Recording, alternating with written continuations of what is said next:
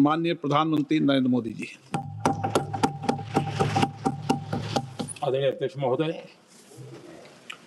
मैं इस सम्मानित सदन में पश्चिम एशिया में चल रहे संघर्ष और इसकी वजह से भारत के सामने आई चुनौतियों पर बात रखने के लिए उपस्थित हुआ हूं।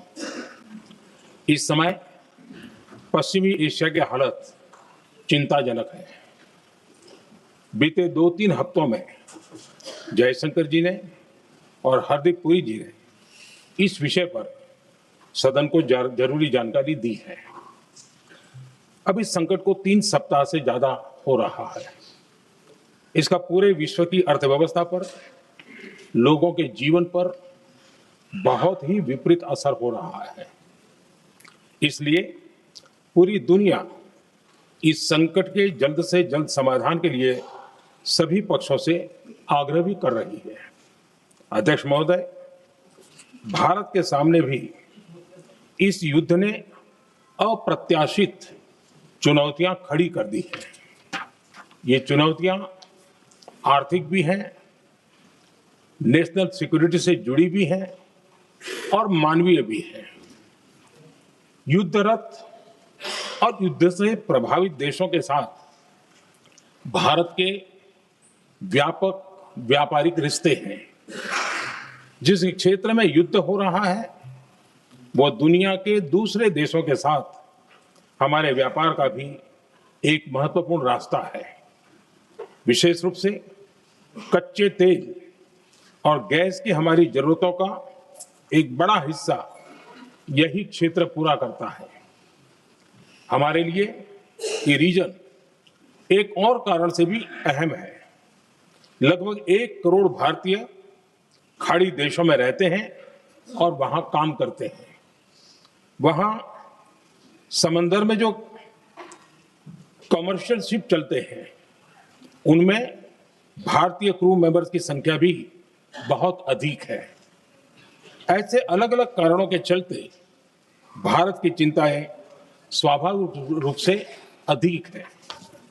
इसलिए ये आवश्यक है कि भारत की संसद से इस संकट को लेकर एक मत और एकजुट आवाज दुनिया में जाए।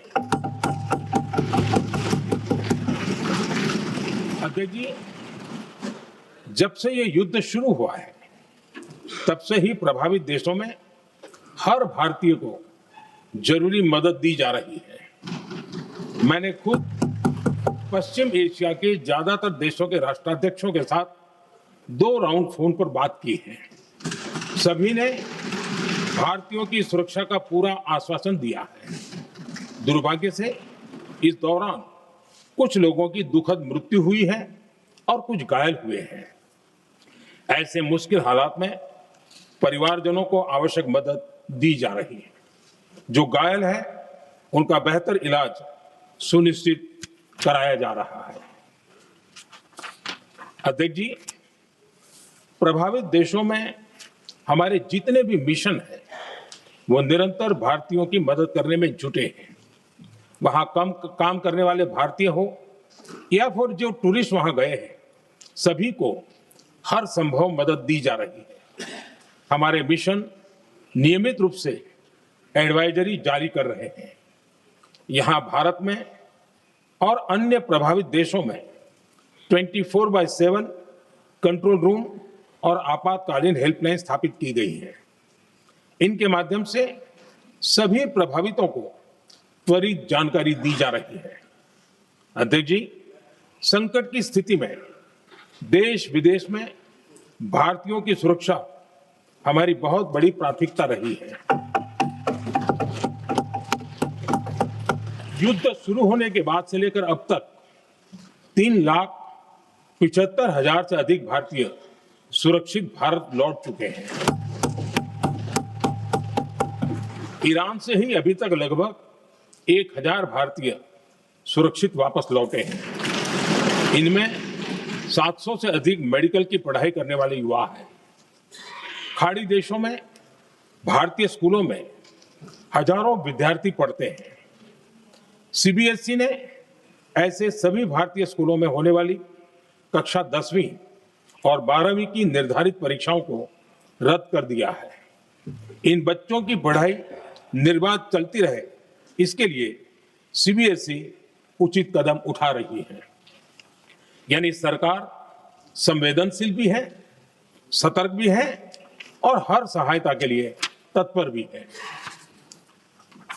माननीय अध्यक्ष जी, भारत में बड़ी मात्रा में कच्चा तेल, गैस और फर्टिलाइजर जैसी अनेक जरूरी चीजें हॉर्मुज स्ट्रेट के रास्ते से आती हैं।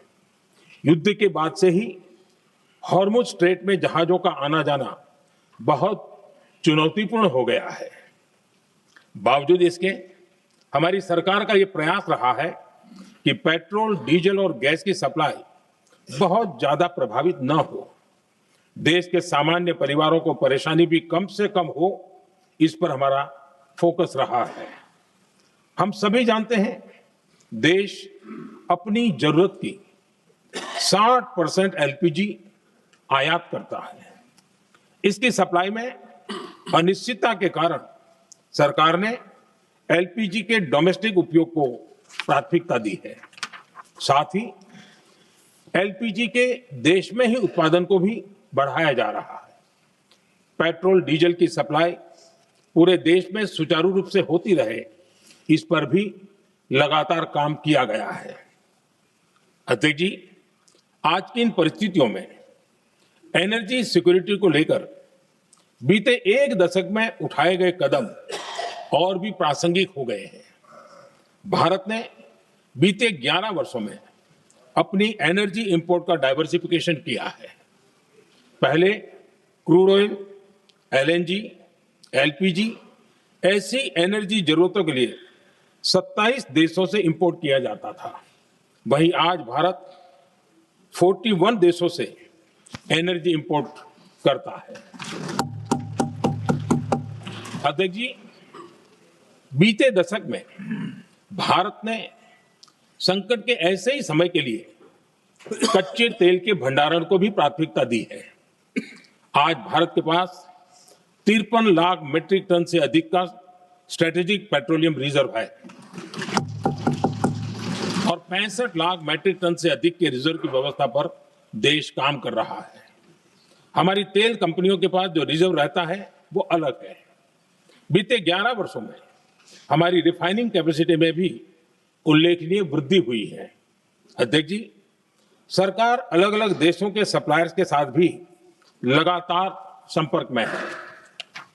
प्रयास ये है कि जहां से संभव हो वहां से तेल और गैस की सप्लाई होती रहे। भारत सरकार गल्फ और आसपास के शिपिंग रूट्स पर निरंतर नजर बनाए हुए है।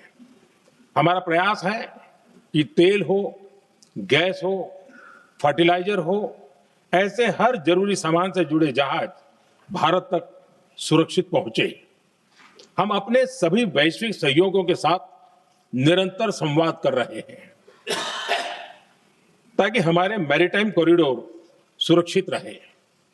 ऐसे प्रयासों के कारण बीते दिनों हॉर्मुज स्ट्रेट में फंसे हमारे कई जहाज भारत आए भी हैं। अध्यक्ष जी, संकट के इस समय में देश की एक और तैयारी भी बहुत काम आ रही है। पिछले 10-11 साल में इथेनॉल के उत्पादन और उसकी ब्लेंडिंग पर अभूतपूर्व काम हुआ है। एक दशक पहले तक देश में सिर्फ 1-1.5% इथेनॉल ब्लेंडिंग कैपेसिटी थी। आज हम पेट्रोल में 20% इथेनॉल ब्लेंडिंग के करीब पहुंच रहे हैं। इसके कारण प्रति वर्ष करीब 4.5 करोड़ बैरल कम ऑयल इंपोर्ट करना पड़ रहा है। ऐसे ही रेलवे के बिजलीकरण से भी बहुत बड़ा फायदा हो रहा है। अगर रेलवे का इतना बिजलीकरण न होता तो हर साल करीब 180 करोड़ लीटर डीजल अतिरिक्त लगता।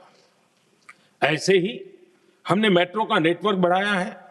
2014 में जहां देश में मेट्रो नेटवर्क 250 किलोमीटर से भी कम था, आज ये बढ़कर करीब 1100 किलोमीटर हो गया है। हमने इलेक्ट्रिक मोबिलिटी पर बहुत अधिक बल दिया। केंद्र सरकार ने राज्यों को 15,000 इलेक्ट्रिक बसें चलाने के लिए दी हैं। आज जिस स्केल पर वैकल्पिक ईंधन पर काम हो रहा है, उससे भारत का भविष्य और सुरक्षित होगा।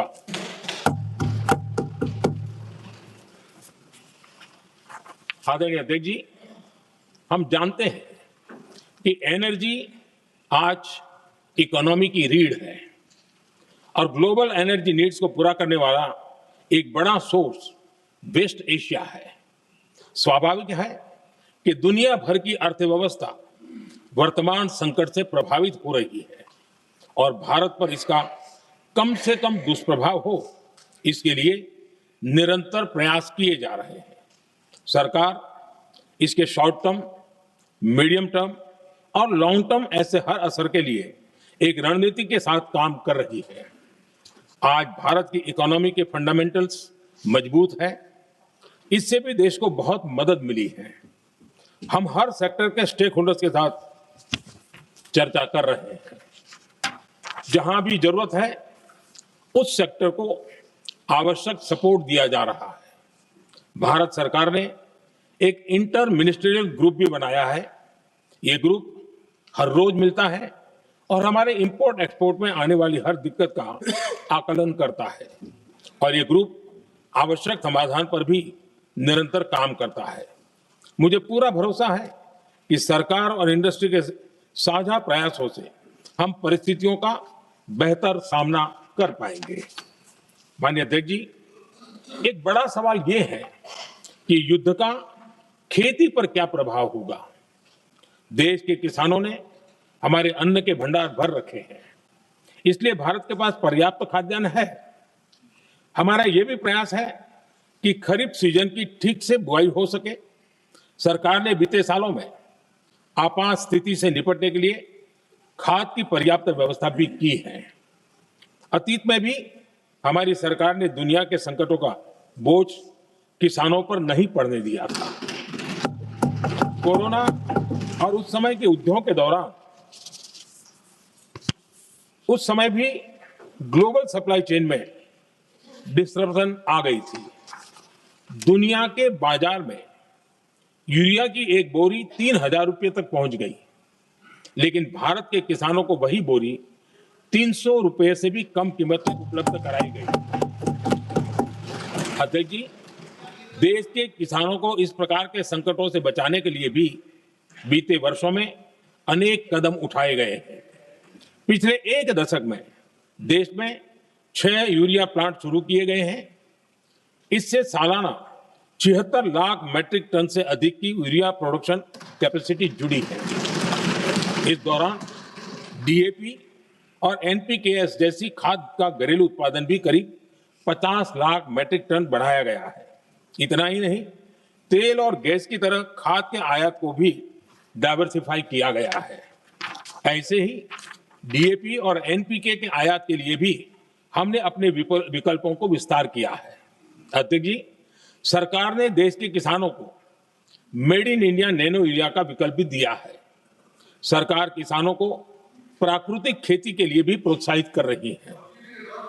पीएम कुसुम योजना के तहत किसानों को 22 लाख से ज्यादा सोलर पंप दिए गए हैं। इससे भी डीजल पर उनकी निर्भरता कम हुई है। मैं सदन के माध्यम से देश के किसानों को विश्वास दिलाता हूं कि सरकार किसानों की हर संभव मदद करती रहेगी। आदरणीय अध्यक्ष जी, युद्ध का एक बहुत बड़ा चैलेंज ये भी है कि भारत में गर्मी का मौसम शुरू हो रहा है। आने वाले समय में बढ़ती गर्मी के साथ बिजली की डिमांड बढ़ती जाएगी। फिलहाल देश के सभी पावर प्लांट्स के पर्याप्त कोल स्टॉक उपलब्ध है। भारत ने लगातार दूसरे साल 100 करोड़ टन कोयला उत्पादन करने का रिकॉर्ड बनाया है।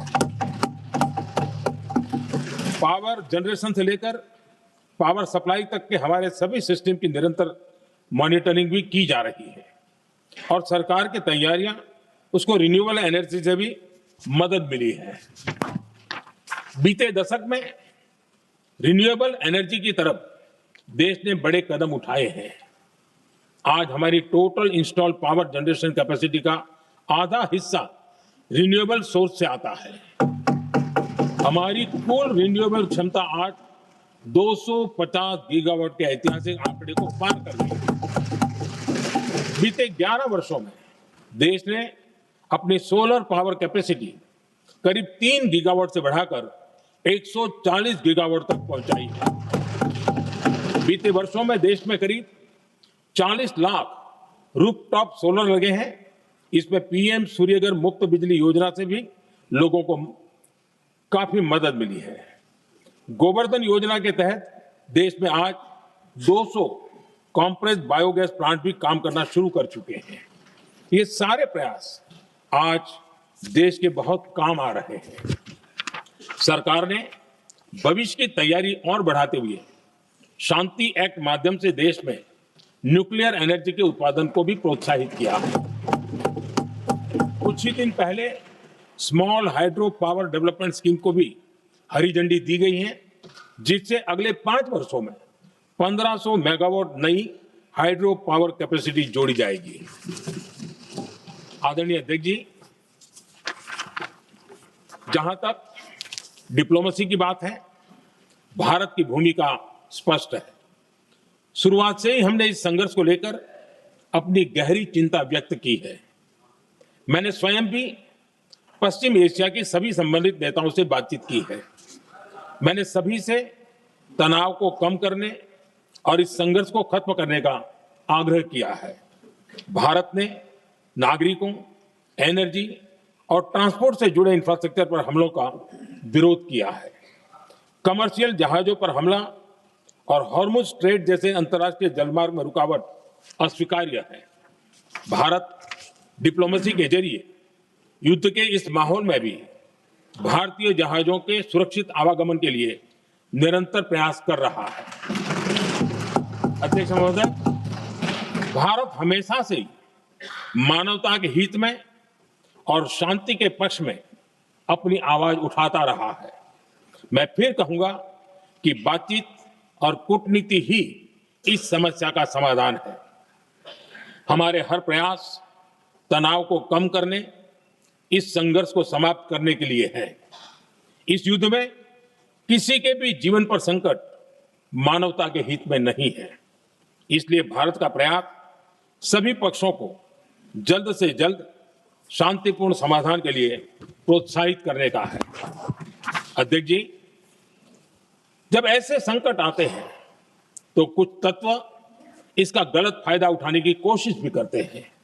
इसलिए कानून व्यवस्था सुनिश्चित करने वाली सभी एजेंसियों को अलर्ट पर रखा गया है। कोस्टल सिक्योरिटी हो, बॉर्डर सिक्योरिटी हो, साइबर सिक्योरिटी हो, स्ट्रेटेजिक इंस्टॉलेशंस हो, सबकी सुरक्षा को और मजबूत किया जा रहा है। अध्यक्ष जी, इस युद्ध के कारण दुनिया में जो कठिन हालात बने हैं, उनका प्रभाव लंबे समय तक बने रहने की आशंका है। इसलिए हमें तैयार रहना होगा, हमें एकजुट रहना होगा। हम कोरोना के समय भी एकजुटता से ऐसी चुनौतियों का सामना कर चुके हैं। अब हमें फिर से उसी तरह तैयार रहने की आवश्यकता है। धीरज के साथ, संयम के साथ, शांत मन से हमें हर चुनौती का मुकाबला करना है। और यही हमारी पहचान है, यही हमारी ताकत है। और हाँ, हमें बहुत सावधान और सतर्क भी रहना है। हालात का फायदा उठाने वाले झूठ फैलाने का प्रयास करेंगे, ऐसे लोगों की कोशिशों को सफल नहीं होने देना है। मैं देश की सभी राज्य सरकारों से भी इस सदन के माध्यम से आग्रह करूंगा, ऐसे समय में कालाबाजारी करने वाले, जमाखोरी करने वाले एक्टिव हो जाते हैं। इसके लिए कड़ी मॉनिटरिंग जरूरी है। जहां से भी ऐसी शिकायतें आती हैं, वहां त्वरित कार्रवाई होनी चाहिए। देश की हर सरकार और देश का हर नागरिक जब मिलकर चलेंगे तो हम हर चुनौती को चुनौती दे सकते हैं। इसी आग्रह के साथ मैं अपना मैं वो वक्तव्य समाप्त करता हूँ। बहुत बहुत धन्यवाद।